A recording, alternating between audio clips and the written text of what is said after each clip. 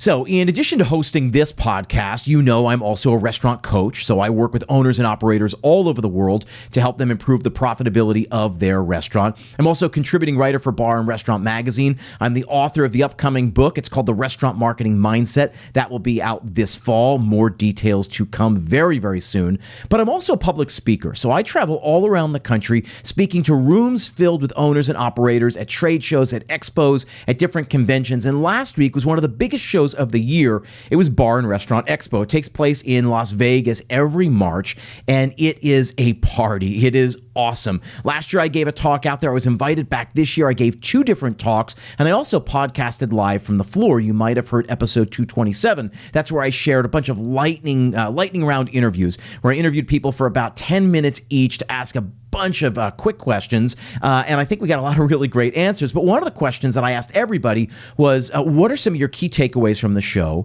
And most importantly, how are you going to implement those takeaways? So on today's episode, I want to share some of my key takeaways, the things that I took away from the show, being there, being in Las Vegas, listening to the people that I heard talk, giving my talks and talking to people afterwards. There's a lot that I came away with. I've had a couple of days now to distill my learnings, and I want to share those with you. Most importantly, I want to help you implement what I learned. I'm going to pass that along and help you implement that in your business. Tons of actionable insights on today's episode of Restaurant Strategy. There's an old saying that goes something like this: you'll only find 3 kinds of people in the world: those who see, those who will never see, and those who can see when shown.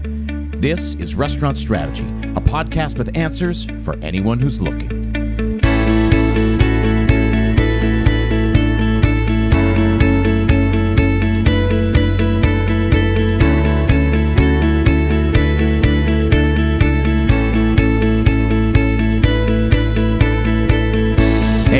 Thanks for tuning in. My name is Chip Close, and this is Restaurant Strategy, a podcast dedicated solely to helping you build a more profitable restaurant. We cover marketing, we cover operations, we cover everything in between.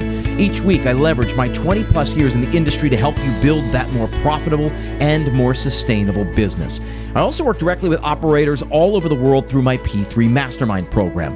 What are the 3 Ps? They stand for profit, process, and progress. So if you've got a busy restaurant but struggle to generate consistent, predictable 20% profits month after month, then set up a free 30-minute strategy session with me. I'll get to learn more about you and your restaurant. You'll get to ask some questions about the program to see if you're a good fit for the program. Visit restaurantstrategypodcast.com/schedule. That link is in the show notes. Again, a free call by visiting restaurantstrategypodcast.com/schedule. Looking to take your hospitality and events business to the next level? Look no further than TRIPLESEAT's Event Camp Conference. Held in Boston on Wednesday, May 3rd, Event Camp is the only conference geared towards event managers at venues. Join TRIPLESEAT for an unforgettable one-day, one-track conference packed with industry expert speakers, panels, networking opportunities. You'll have the chance to connect with like-minded professionals from event planners and venue managers to caterers and vendors. With various speakers and panels all geared towards hospitality and private events, you'll leave with practical knowledge and actionable insights to take your business to the next level. Take advantage of this opportunity to learn, connect, and grow with the very best in the industry. Register now before it sells out. Visit tripleseat.com/eventcamp for more information and to purchase tickets. Again, tripleseat.com/eventcamp. That link is also in the show notes. Okay. So like I said, last year I was a speaker at Bar Restaurant Expo. This year I was invited back. I actually gave 2 different talks, and I was invited to podcast live from the trade floor. That episode you heard on Monday. It's episode 227. If you, for whatever reason, skipped that one, go back. It's actually a lot of fun. There's a lot of insights in a bunch of very short little episodes. But one of the things I asked all the people that I sat down with was, what are your key takeaways now? At the time, we were about halfway through the show, and I said, what have you learned so far? And most importantly, how are you going to implement that? How are you going to help your team understand it? How are you going to take action on that? And that's something that I think we struggle with a lot. So over the course of this episode, I want to share my key takeaways. Before I dive in, though, I just want to say this. If you don't go to trade shows, I understand your resistance. They can be very salesy. You got vendors popping out from their booths trying to get you to buy this and that and everything else. And I understand. But If you go into it with a certain frame of mind, these things can be incredibly powerful. Even if you just go for a day or two, it really can be worth your while. So let me tell you the best way that I recommend all my clients go into any trade show. Before you go, you have to be really clear on why you're going. What are you trying to learn? What are you trying to solve? Meaning, what problems do you have that you're looking to which you're looking for solutions? So otherwise, you're just going to be sold this and that and this and that and this: new plates, new glasses, new equipment, new tech stack. All of these people are going to come at you. And I think you can very politely say, no, thanks, that's not a problem I'm looking to solve, if you really truly understand what problems you're looking to solve or what problems you're looking to gain insights to, right? So that's one of the key things that anybody I know that does those trade shows, that attends them very successfully, they don't feel overwhelmed. They feel like they got answers to their questions. They got solutions. They got products that they know can help them in the key areas where they look where they need to be helped. So for anybody who's going to a trade show, you have to sit down and say, what problems am I looking to solve? Where am I looking to grow? What opportunities am I looking for? What insights? What learnings? Where are my blind spots? What don't I know? If you just take 15, 20 minutes, a half an hour before you go, even on the plane ride there or on the train ride or in the car, and you distill down your thoughts and you get really clear on that, you're going to have a much better experience. Likewise, on the back end, and you heard some of the people talk about this on episode 227, because I kept asking, how do you implement this? How do you take action? And one of the guys I interviewed said, you know what, I let everybody take a week. Before we all come and say, we should do this, we should do that, we should do this, they're all going to all different sessions and they're hearing things and they're learning things and they're seeing the way other people do it. But this guy had said he gives his entire staff a week to distill it all down, to really think through everything they had. And then they all come together. They do a brainstorming session for about 2 hours where they then sit down and put all their chips on the table and say, these were the things I learned. These were some key opportunities I think we should take advantage of. This is something we're not doing. This is a problem that I didn't realize we had until I heard someone describe it in this way. So you got to go into it the right frame of mind, and you need a postmortem. You need something on the back end of the event so you can distill all that information down and come up with clear action items as you come back to real life, as you come back to your restaurant. So that's not a takeaway from my time spent at this show in particular, but I go to a bunch of these trade shows every single year, and so this is my common thread. I've attended them as an operator, and now I've attended them on the other side, on the speaker side. And the people that I see have the best experience with it do those two things. So you can set yourself up for success, and you can actually learn a great deal at these things. So that's how to properly sort of handle one of these shows. Now, here are my 4 key takeaways, and I'm going to keep these short and sweet. This isn't going to be a particularly long episode because I know you're busy, you got things to do. My first key takeaway, number 1, about Bar and Restaurant Expo, again, happens in Las Vegas every single year in March. My biggest takeaway, number 1, was that show is all about education. And they put their money where their mouth is. So it's a 3-day event. It takes place on a Monday, Tuesday, Wednesday. But get this, the expo floor isn't even opened until Tuesday. So Monday, the show starts, and they're all just panel discussions, speaker sessions, workshops, master classes. They've literally got 6 or 7 things going on at any given time. It's an hour here, then you switch rooms. It's another hour. You switch rooms. You have another hour. They switch rooms. You take 45 minutes off. You can go get a bite to eat in the cafeteria or go get something to eat. You come back and it's another hour, another hour, another hour.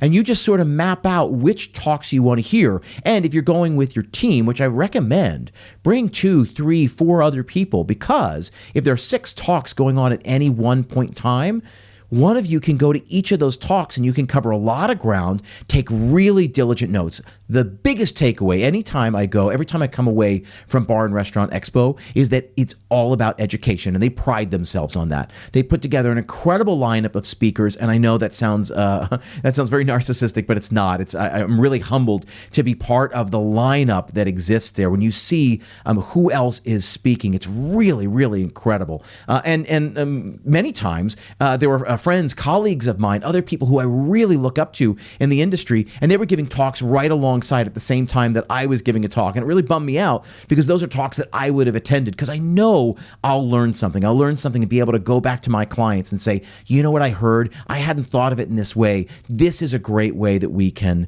do things, right? That's the biggest takeaway, is that show is all about education. And the attendees who go, and I think there were like 12,000 attendees to this year's show, the attendees who go are all about education, which is a really great way of saying that they go into it with this sense of humility that I find really touching. People go not thinking they know it all, but saying, I couldn't possibly know it all. What can I learn? And it changes the way they go into that show. I try to bring this sort of energy into everything I do, that I don't know it all. Certainly there's stuff I know. There's experiences, expertise that I've gained along the way for over 2+ decades of doing this.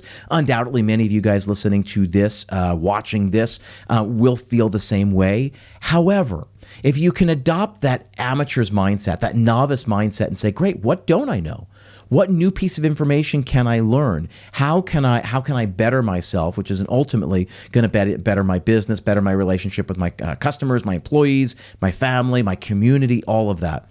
It's all about education, right? And so the people who go to that show want to learn.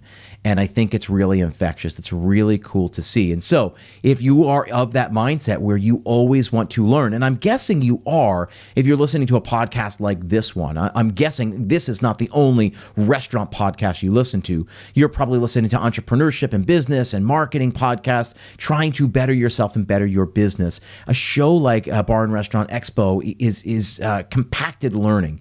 You're going to see exponential growth in the way that you sort of catalyze and synthesize really important concepts, and you're going to be able to talk about operations and personnel and service and culinary and marketing. They're all there depending what you want to learn and where you think there's opportunity to grow. So my biggest takeaway, number one, that Bar and Restaurant Expo is all about education, and then it really spills onto the trade show floor. And I've talked to a bunch of sponsors of this show. They were vendors there. I went and stopped by all their booths, and they said it really spills over. It's not just in the conference rooms. It's not just in the lecture halls. But then when the people come down from the lecture halls into the trade show floor, they're asking a lot of questions. They're curious. They're inquisitive, right? And they don't feel like they have to shy away from the vendors. They're there going right up to the vendors and say, what does your product do and why might I need it? Hey, this is a problem I have. Does your problem does your solution solve the problem I have? And it's a totally different from talking to a lot of vendors and sponsors.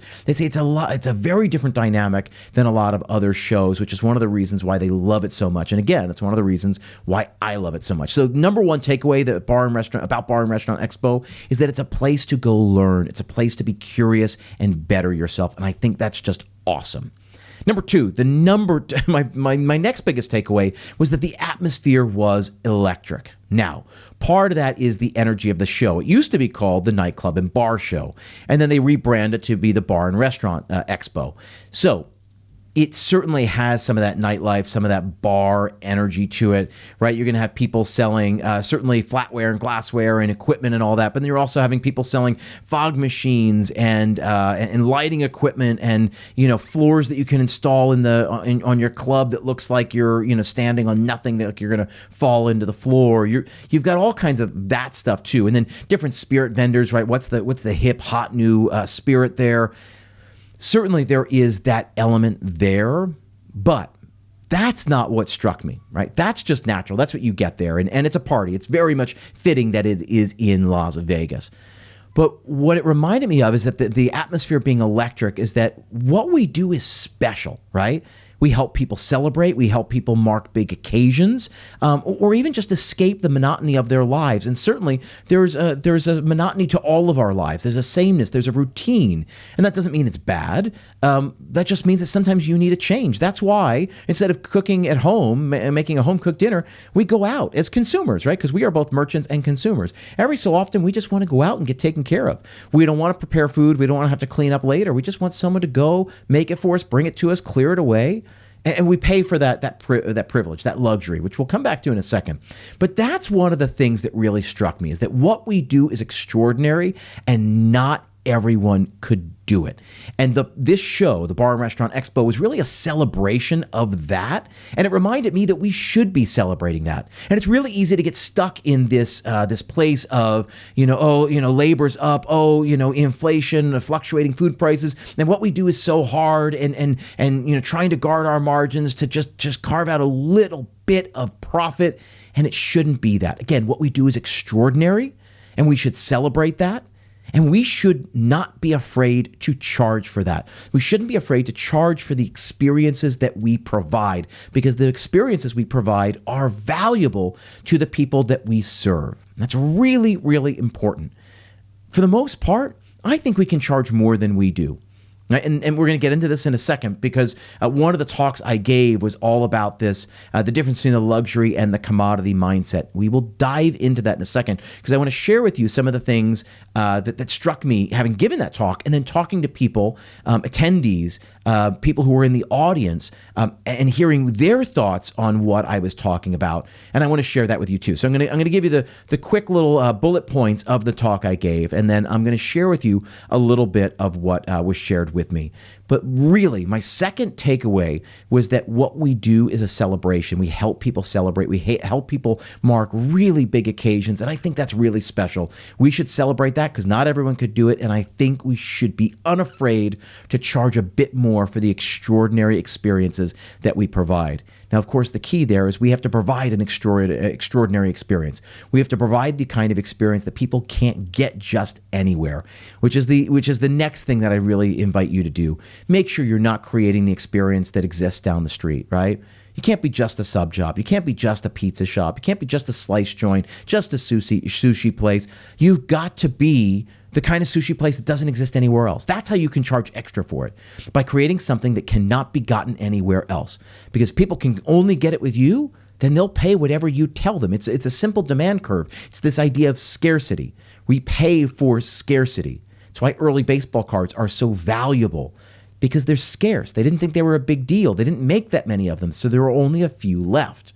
It's the same thing with your restaurant, with all of our restaurants. And so I want what we do to be a celebration every single night rather than a slog. And so one of my key takeaways here is, how can I help my clients? How can I help the listeners, all of you out there, treat your business as a celebration? How can I help you create the kind of business that you want to celebrate, where it's not a slog? As we go through the rest of 2023, it's going to be a big theme as we move forward, because it's something I wholeheartedly believe that your business should support your life. Your life shouldn't exist to support your business. And too many of us have that upside down. So those are my first two key takeaways from my week at Bar and Restaurant Expo. Number one, it was all about education. And number two, the environment was electric. It was a celebration of what we do. And I hope that spills over. You could feel it in the room, that it's going to spill over beyond Las Vegas, and it's going to be something that people put in their suitcase and bring back with them. I hope they learned how to bottle that and bring a little bit of that celebration back. Those are my first two takeaways. I'm going to share with you number 3 and 4 after a word from another one of our sponsors.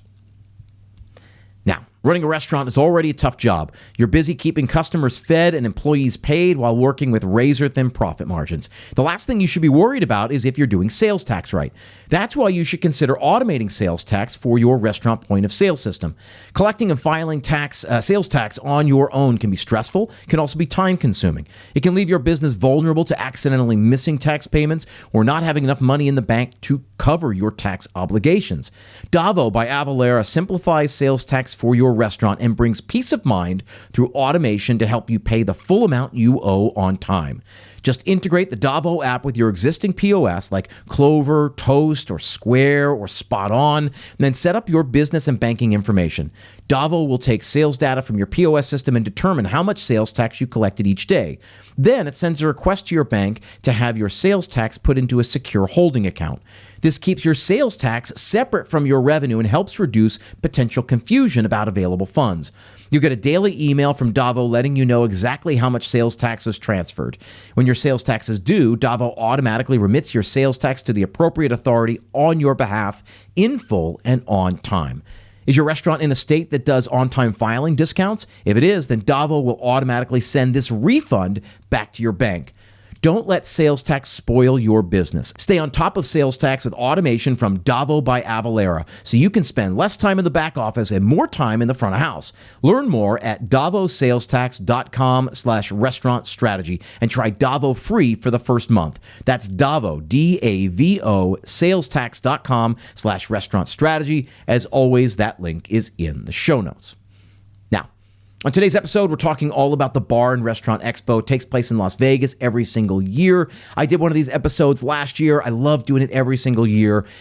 As we get into this, you have to know I don't love Las Vegas as a place. I didn't have a very hospitable experience last year. I talked about that. I podcasted about it, and I was sort of nervous about going back there this year because I didn't find it all that hospitable. I found it very expensive. I found the service to be aloof. I found it to be a little bit like pushing cattle through to get you to buy $72 entrees. So that was me going into it. And largely, I had a lot of those experiences as well.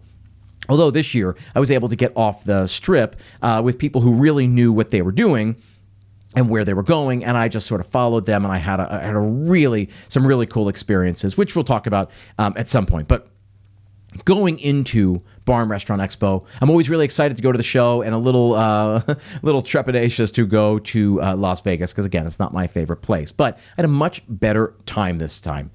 Takeaway 3 and 4 sort of hooks into that, and it's important to understand that. Takeaway 3, this had to do with technology. It has been blisteringly obvious. I've talked about this for 4 years on this show, but technology is the only way forward. Last year, my talk at Bar Restaurant Expo was all about the intersection of hospitality and tech, specifically how you can use technology to solve some of our biggest problems and drive revenue, make more profitable restaurants, and create better guest experiences.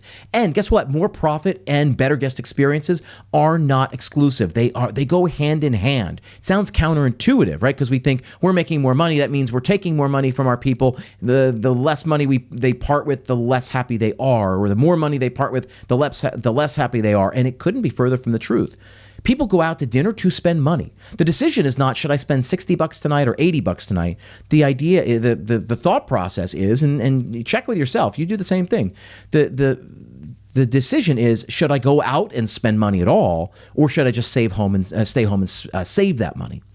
That's a really important insight to come to. It's a really important epiphany that I had a couple of years ago. I talk to my clients about this all the time. So people are going out expecting to spend money, and I think we can make sure they have a really great experience.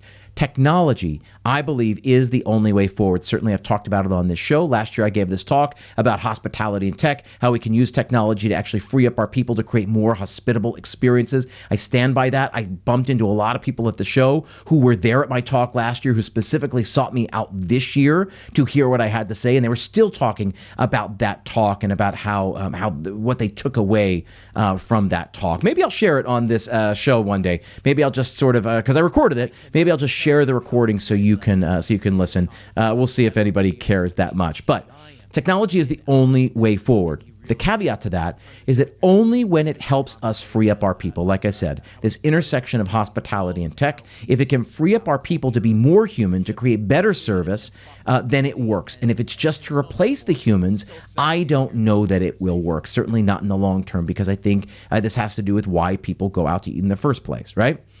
The biggest thing here, part of this takeaway number 3, is that now, finally, something had changed. Something shifted in the crowd. Operators and owners are aware of that. And I'm guessing that a lot of people listening to this, your feelings on technology this year are way different than it was last year, way different than it was 3 years ago. People now, and not even last year, they weren't really embracing technology in the way that I think they need to. It was the key to my talk because I was able to sort of take a 30,000-foot view, use a lot of really important case studies to make this case. But now you can feel the sea change happening, that operators understand that technology is the only way forward, that technology holds the key to help them manage their food costs, manage their labor, reduce their labor, and use their people in better ways to create better experiences, meaning drive more revenue, create more, provide better hospitality. That I knew.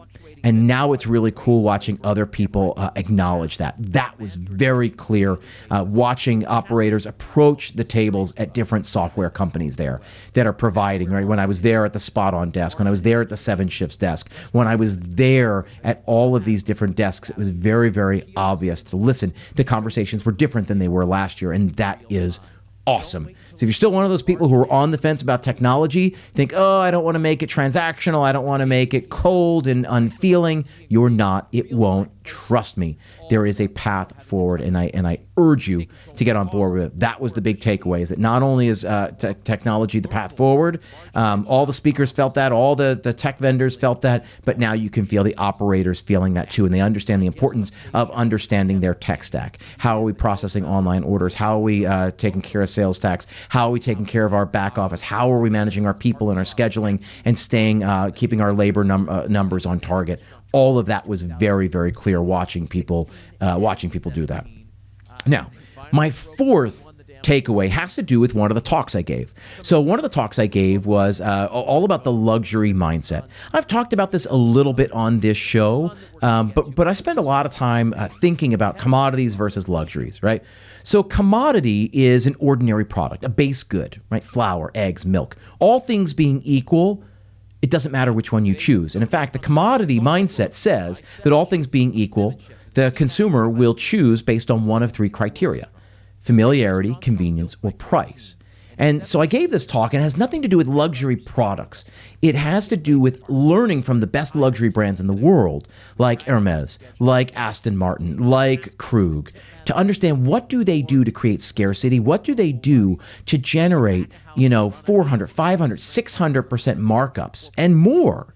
Right? I give the story in my talk about the Hermes Birkin bag, most famous handbag in the world. It starts at $35,000, and it costs the company roughly about $900 to make.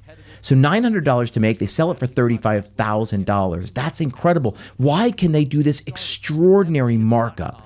That was sort of the conversation in my talk, investigating that, understanding that.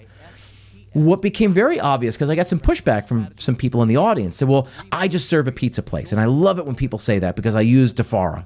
DeFara Pizza is in Midwood, Brooklyn. That was my old neighborhood when I lived in Brooklyn. And in Brooklyn, and I've said this before in talks, but in Brooklyn, the average cheese pizza, right, a cheese pie, is about $17. And yet DeFara Pizza, famous DeFara Pizza, charges $30 for their large plain pie.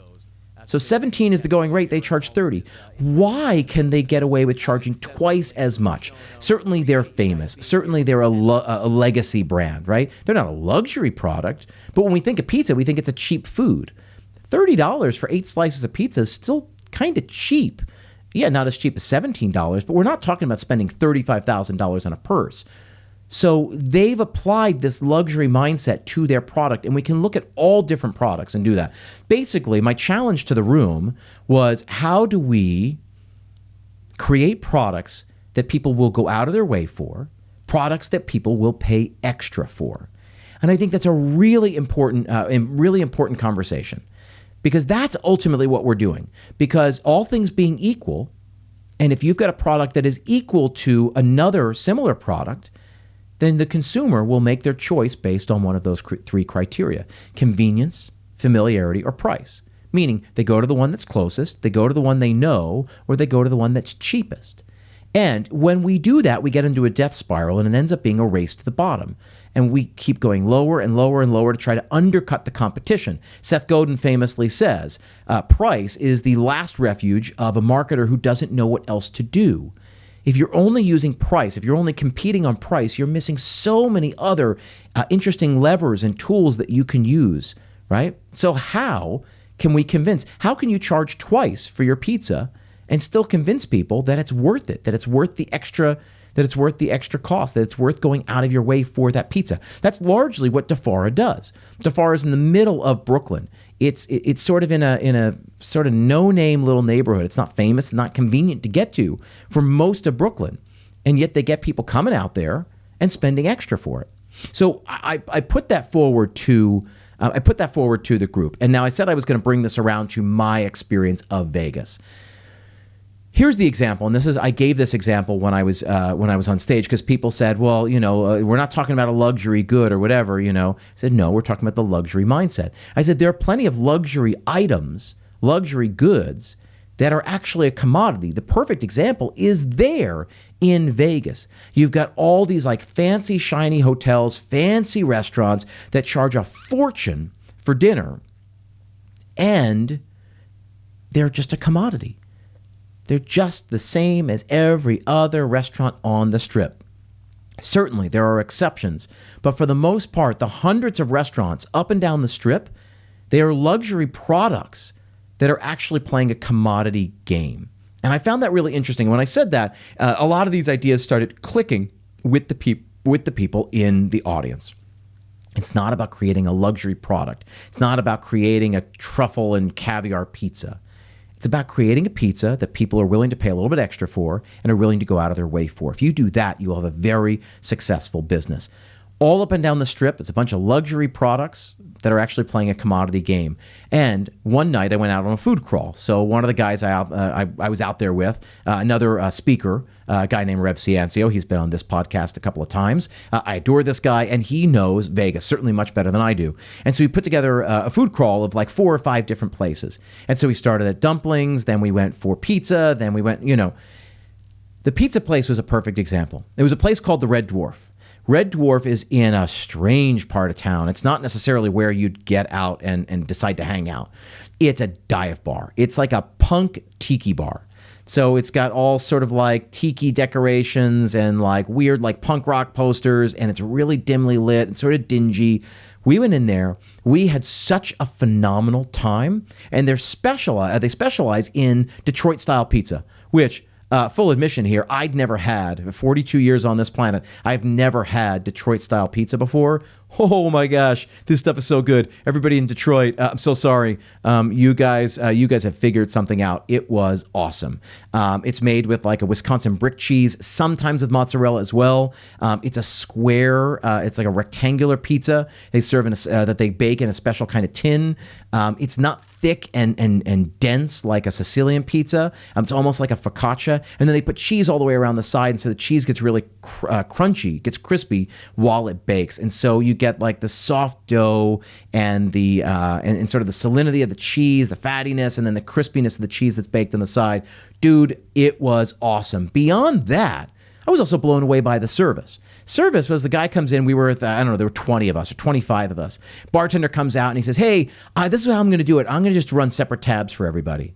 We were like, what? That's so much work. And he's like, yeah, but it'll be easier for you. It'll be better for you in the long run. I don't mind it. That guy did not have to do it. He could have gone right to Rev, who was organizing the event, and he said, hey, listen, you all got to go on one tab. You guys sort it out later. That would have been the easier thing to do. He made his life harder, but he also knew it was going to make our experience better. It was awesome. So here is seemingly a commodity place, right? Just a dive bar. But they made it a sort of differentiated dive bar. Again, this punk tiki theme. Differentiated further by serving Detroit-style pizza. That's what they were famous for. Differentiated further by having this really hospitable service. It was awesome. I'm talking about it. Rev's still talking about it. We talked about it on Monday's episode of the show. And here we are. Thousands and thousands of people are now learning about Red Dwarf, learning about Detroit-style pizza, learning about places to go when you're in Vegas but want to get off the Strip. Again, it's another commodity product that was actually adopting a luxury mindset, and man, it was awesome to see. So it was sort of my talk playing out in real time. I was able to share a lot of that stuff with the people who came up to me after the talk, or the people who asked questions towards the end of my talk, and it was awesome to see. So again, those are my 4 big takeaways from Vegas. Number 1, it's all about education. You show up curious and humble, and just try to learn as much as you can. Number 2 is that it's a celebration. Not everyone can do what we do, and I think we should celebrate that. I think we should be unafraid to charge extra for that. You see how that ties in to takeaway number 4 that I just shared with you. Takeaway number 3 is that technology is the only way forward, and it's great seeing operators acknowledge and embrace that. They're approaching the vendors. They're approaching this task with verve and vigor. And then finally, my 4th takeaway was about this luxury and commodity mindset. It was a talk that's really near and dear to my heart. I love giving this talk, and it was just so obviously on display while I was there.